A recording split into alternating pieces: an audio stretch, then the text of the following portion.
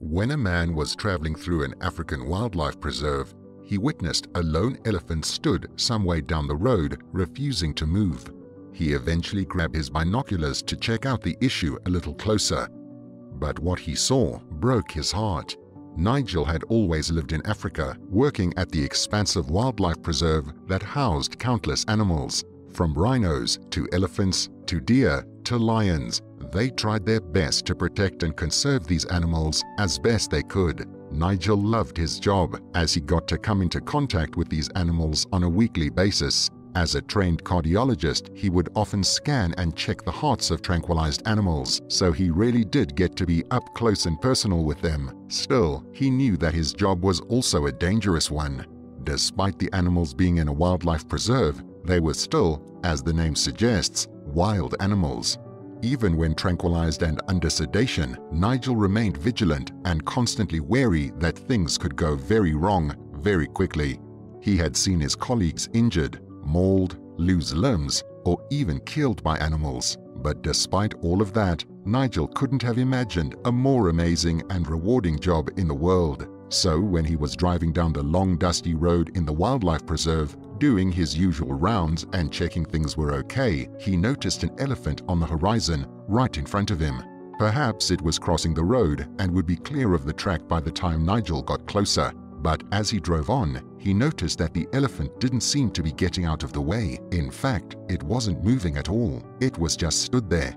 Nigel knew better than to get near these massive animals. They might be cute and often seem gentle and even loving, but they were also defensive, violent, and incredibly deadly. So he brought his car to a stop quite a distance from the unmoving elephants and just waited. There was nothing else he could do. He could have turned around, but Nigel had a sense of duty to the other animals and needed to complete his rounds. 5 minutes passed, and then 10, and then 20, until eventually an entire hour had passed and still the elephant just stood there, sometimes turning around or flapping its ears in the burning sun. But before long, he started to get a funny feeling, a sense as if something was wrong. Nigel wondered if the elephant had become separated from a herd and got lost. They were sometimes known to wait at frequently passed landmarks in hopes that their herd would once again pass and they could be reunited with them. But something was telling Nigel that this wasn't the case, not here. Rummaging around in the footwell of the passenger side of the vehicle, Nigel pulled out some binoculars. He needed to take a closer look. Perhaps the elephant had something in his foot that was preventing him from walking too far. Or perhaps there was a small bush that the elephant was feeding from that Nigel couldn't see. He brought the binoculars to his face and peered into them, adjusting the focus to make sure that he got a clear image of the elephant. But when the view started to slide from blurry and became crystal clear, Nigel's eyes went wide and he let out a gasp. The poor elephant was covered in painful and nasty-looking sores and cysts. He could see several of them weeping down the poor elephant's body, and he held back tears as the elephant suddenly turned to look towards Nigel and his vehicle. It was almost as if the elephants had positioned themselves there because they knew someone would soon drive along and see them. The person could then help the elephants and maybe help take their pain away. Elephants truly were intelligent animals. Nigel shook his head slightly and wiped the tears from his eyes as he grabbed his radio and made contact with the base, letting them know what he saw and where to send help. They told Nigel to remain in his vehicle and not get any closer, but Nigel couldn't resist getting a little close to the poor elephant. It was clearly in pain and distress, and he wanted to make it feel less alone.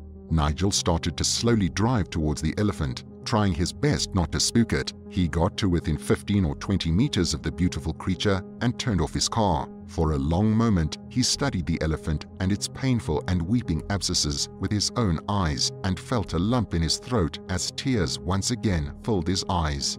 The elephant waved his trunk at Nigel as if to signal to him, but he displayed no signs of aggressive behavior. In fact, the elephant sunk to its knees and then laid itself down on the road. It truly was in a bad way. Nigel made a split-second decision. He got out of his car and slowly started to walk towards the gentle giant. It let out a primitive moan, as if asking the approaching man for help. Nigel was still keenly aware that this was a wild and potentially dangerous animal, but he walked to within a few feet of the animal truly seeing how terrible the sores and cysts were.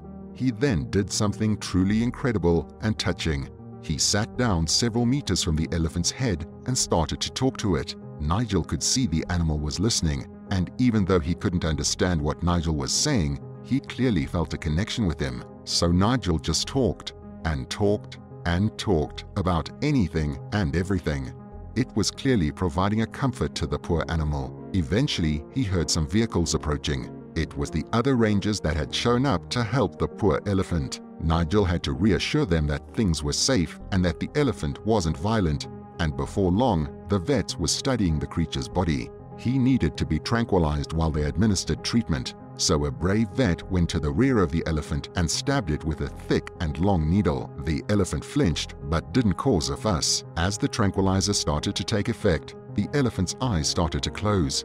But just before he fell completely asleep, his trunk suddenly reached out and slowly wrapped around Nigel's ankle as if to hold his hand and say thank you.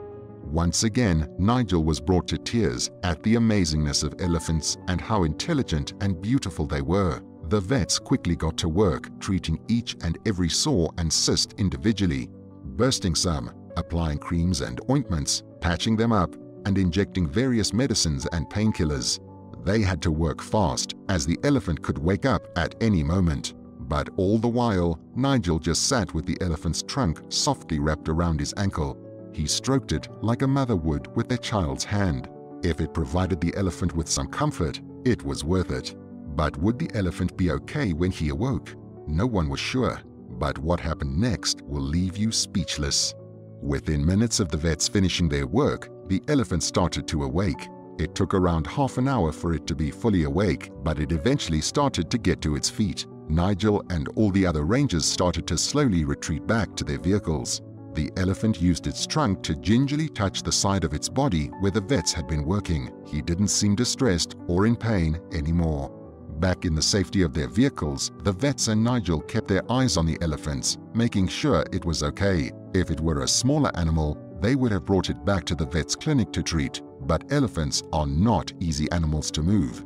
The giant creature took several steps towards the vehicles, and everyone suddenly felt tense. Was he about to attack? Would he try to trample and flip the vehicles? Elephants were certainly capable of such things. They all held their breath as they waited to see what happened next. But their mouths dropped open at what they saw. The elephant raised its trunk in the air and reared up onto its hind legs, standing tall for several seconds. He let out a blast from his trunk, and as his front feet landed back on the ground, he waved the trunk at Nigel as if to thank him for his help.